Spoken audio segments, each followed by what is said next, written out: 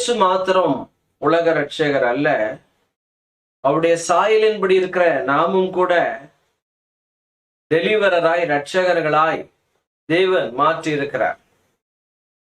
யோசேப்புக்கு பார்வோன் இட்ட பேர் சாப்நாத் பனையா, உலக ரட்சகர். நியாயாதிபதி புஸ்தகம் முழுவதும் பார்த்தீங்கன்னா கர்த்தர் ரட்சகனை எழும்ப பண்ணினார். மோசேயை பார்வோனுக்கு ஆண்டவன் ஆக்கினார். தாவீது கூட இஸ்ரவேல் ஜனங்களில் பெலிஸ்தர் கையிலிருந்து விடுவித்த ஒரு ரட்சகன். நெகேமியா அலங்கத்தை கட்டின ரட்சகன். எஸ்ரா பாபிலோன் சிறையிருப்பிலிருந்து ஜனங்களை கொண்டு வந்த ரட்சகன். அவருடைய சாயல், அவருடைய ரூபத்தின்படி உங்களை என்னையும் ஏற்ற சமயத்துல, ஏற்ற நேரத்துல, ஏற்ற இடத்துல விடுவிக்கிறவர்களாய் கர்த்தர் நம்மை அபிஷேகம் பண்ணி இருக்கிறார். சின்னவன் ஆயிரமும் சிறியவன் பலத்த ஜாதி பவன் ஏற்ற காலத்திலே தீவிரமாய் நடப்பிப்பேன் என்று சொன்ன கர்த்தர் சின்னவனாகிய யாக்கோபு, சின்னவனாகிய ஆபேல், சின்னவனாகிய தாவீது, சின்னவனாகிய யோசேப்பை பலத்த ஜாதியாய் மாற்றுகிறதை பார்க்கலாம். மூத்தவர்கள் அநேகர் இருந்தாலும் ரட்சிப்பின் பாத்திரத்தை எடுத்து தொழுது கொள்வேன்னா, தரிசனத்தின் பாத்திரத்தை, நம்முடைய வாழ்க்கைக்கு தேவன் வைத்திருக்கிற சித்தத்தின் பாத்திரத்தை யோசேப்பு எடுத்துக்கொண்டு தேவனை தொழுது கொண்டு தேவனை மகிமைப்படுத்தினது போல, உங்களுக்கு எனக்கு வைத்திருக்கிற கனவை, தரிசனத்தை, பாத்திரத்தை எடுத்துக்கொண்டு அதை பின்தொடரும் போது தேவ நாமம் மகிமைப்படுகிறது. இதனால கூட ரட்சிப்பு, ரட்சித்தல், டெலிவரன்ஸ். இந்த டெலிவரன்ஸ் என்றால் என்ன? செட் ஃப்ரீ, விடுதலையாக்குதல். ஆக்ஷன் ஆஃப் பீயிங் ரெஸ்கியூடு, காப்பாற்றப்படுதல். பிரேயர் ஃபார் டெலிவரன்ஸ், விடுதலையின் ஜெபம். பல காரியங்கள் இருக்கிறது. பார்வோன் யோசேப்பை சாப்நாத் பனையா என்கிற பெயரை இட்டார். 41-45 ஆதியாகம். யோசேப்பு மூலமா என்னென்ன ரட்சிப்பு வந்தது, இயேசு மூலமா என்னென்ன ரட்சிப்பு வந்தது, அதை தான் நான் சுருக்கமா இவங்களோடு பகிர்ந்து ஆண்டவருடைய வார்த்தையை நான் சொல்ல விருப்பப்படுகிறேன். ஆதியாகமம் 45:7 பெரிய ரட்சிப்பு. பூமியிலே உங்கள் வம்சம் ஒழியாமல் இருக்க, உங்களை ஆதரிக்கிறதுக்காகவும், பெரிய ரட்சிப்பினால் உங்களை உயிரோட காப்பதற்காகவும் தேவன் என்னை உங்களுக்கு முன்னே அனுப்பினார்.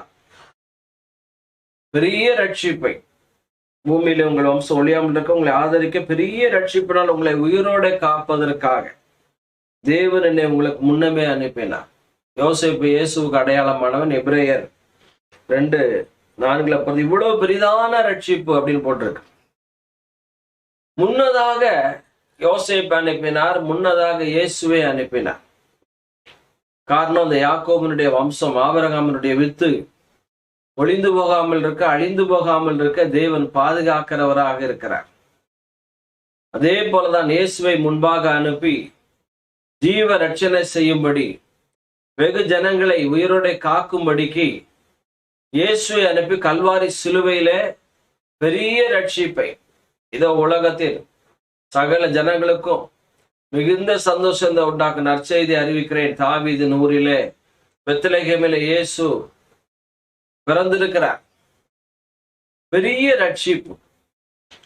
அப்போ ரட்சகன், விடுவிக்கிறவன், டெலிவரர் என்றால் இருளில் இருக்கிற ஜனங்கள் பெரிய வெளிச்சத்தை கண்டார்கள்.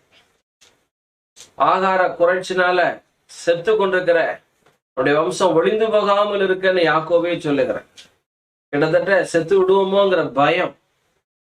ஆனால் பெரிய ஒரு ஆகார திரட்சியை யோசேப்பு மூலமாய் உண்டாகிறது. புதிய ஏற்பாட்டுல இருளில இருக்கிற ஜனங்கள் பெரிய வெளிச்சத்தை கண்டார்கள். மரண இருளில் இருக்கிற ஜனங்களுக்கு வெளிச்சம் உண்டாயிற்று என்று நம்ம பார்க்கலாம். பெரிய ரட்சிப்பு யோசேப்பு மூலமா, இயேசு மூலமாய் வெளிப்பட்டது. 2வது பாத்தீங்கன்னா 19:10 இழந்து போனை தேடவும் ரட்சிக்கவுமே மனுஷகுமாரன் வந்திருக்கிறார் என்றார். இழந்து போனதை மீட்கக்கூடிய ரட்சிப்பு.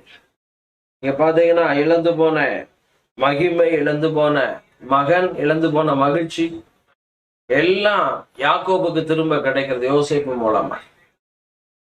ஆதாம் இழந்து போன எல்லா அதிகாரத்தையும் சிலுவையில இயேசு அதிகாரங்களை, துரைத்தனங்களை உரிந்து கொண்டு வெளியரங்கமான கோலமாக்கி சிலுவையிலே வெற்றி சிறந்தார்.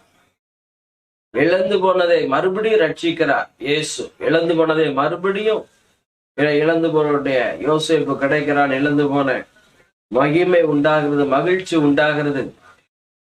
ஆகார திரட்சி உண்டாகிறது. இழந்து போனதை மறுபடியும் தேவன் எடுத்து கொடுக்கிறார். மூணாவது பாத்தீங்கன்னா நீதிமானின் ரட்சிப்பு. சங்கீதம் 37, 39, 40. நீதிமான்களோட ரட்சிப்பு கர்த்தரால் வரும். இக்கட்டு காலத்தில் அவரே அவர்கள் அடைக்கலாம். கர்த்தர் அவர்களுக்கு உதவி செய்து அவர்களை விடுவிப்பார். அவர்கள் அவரை நம்பி இருக்கிறபடியால் அவர்களை துன்மார்க்குடைய கைக்கு தப்புவிப்பார். நீதிமான்களின் ரட்சிப்பு பெரிய ரட்சிப்பு. இழந்து போனதை தேடுகிற ரட்சிப்பு. நீதிமான்களின் ரட்சிப்பு. நீதிமான்களுடைய ரட்சிப்பு கர்த்தரால் வரும். இக்கட்டு காலத்தில் அவரே அவர்கள் அடைக்கலாம். கர்த்தர் அவர்களுக்கு உதவி செய்து அவர்களை விடுவிப்பார். அவர்கள் அவரை நம்பியிருக்கிறபடியால் அவர்களை துன்மார்க்கருடைய கைக்கு தப்புவிப்பார். நீதிமான்களின் ரட்சிப்பு பைபிள்ல பார்க்கலாம். ஆண்டோட பிள்ளைங்க யூதா ஜனங்கள் அபயமிட்டார்கள். கர்த்தர் அவர்களுக்கு அனுசரியா இருந்தார். எசேக்கியா சனகரிப் ரப்சாக்கு முன்பாக தேவனுடைய ஆலயத்துல தேவனை நோக்கி கூப்பிட்டான். நீதிமான்கள் ரட்சிப்பு உண்டான். யோசபாத்துக்கு ரட்சிப்பு உண்டான. ஆகாப்புக்கு ரட்சிப்பு. பள்ளத்தாக்களின் தேவனாயிரம், மலைகளின் தேவனாயிருக்கிறார். சமீபத்திற்கு மாத்திரமல்ல தூரத்திற்கும் தேவன். ஆண்டவர் ரட்சிப்பை, நீதிமான்கள் ரட்சிப்பை கட்டளையிடுகிற தேவனாக இருக்கிறார். நான்காவதா பாத்தீங்கன்னா தேவனுக்கு ஏற்ற துக்கம் ரட்சிக்கப்படுவதற்கு ஏதுவான மன திரும்பலை உண்டாக்குகிறது. யோசேப்பு சகோதரர்களை கொஞ்சம் துக்கப்படுத்தினார். இயேசு கூட சீஷர்களை சில நேரம் துக்கப்படுத்தினார், கடிந்து கொண்டார். என்ன துக்கமா? 1 கொரிந்தியர் 7, 10, 11. அது ஆவிக்கேற்ற துக்கம் மனம் திரும்புதலை உண்டாக்குகிறது. ரட்சிப்புக்கு ஏதுவான மனம் திரும்புதலை உண்டாக்குறது. தேவனுக்கு ஏற்ற துக்கம் எவ்வளவு ஜாக்கிரதையும், குற்றந்தீர எவ்வளவு நியாயம் சொல்லுதலையும், எவ்வளவு வெறுப்பையும் பாவத்தின் மேல், எவ்வளவு பயத்தையும், எவ்வளவு ஆவலையும், எவ்வளவு பக்தி வைராக்கியத்தையும், எவ்வளவு கண்டிப்பையும் உண்டாக்குகிறது. இப்ப பாத்தீங்கன்னா தேவனுக்கு ஏற்ற துக்கம் ரட்சிப்ப யோசேப்பும் உண்டாக்குறான், இயேசுவும் உண்டாக்குறான். சீஷர்கள் துக்கப்பட்டார்கள். பேதுரு துக்கப்பட்டான், மனம் கசந்து அழுது மறுபடியும் குற்ற மனசாட்சியை மிதிச்சுட்டு எழுதிச்சுட்டான்.